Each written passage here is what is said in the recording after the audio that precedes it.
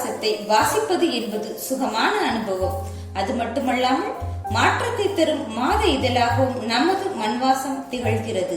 நமது மண்வாசத்தில் எந்த பகுதி நல்லா இருக்குன்னு கேட்காதீங்க. கல்கண்டை எங்கிட்டு கடிச்சாலும் இனிக்கும் என்கிறார் ராஜகுரு அவர்கள். அவர் சொல்கிறார், 2020ஆம் ஆண்டு கொரோனாவால் கட்டுப்பாடுகளும் முடக்கங்களும் இருந்த நேரம் வழக்கமாக நிறைய வாசிப்பேன். என் வாசிப்பு புத்தகங்களில் நமது மண்வாசத்துக்கும் முக்கிய இடம் உண்டு.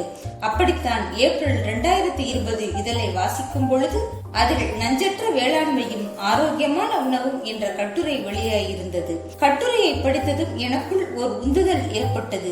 நான் இயற்கை விவசாயம் செய்யணும்னு முடிவு செய்தேன். அத்தோடு அடுத்த தலைமுறைக்கு இயற்கை வேளாண்மையே சிறந்தது எனவும் நிரூபிக்க எண்ணினேன் என்கிறார். அதில் சாதித்தும் இருக்கிறார்.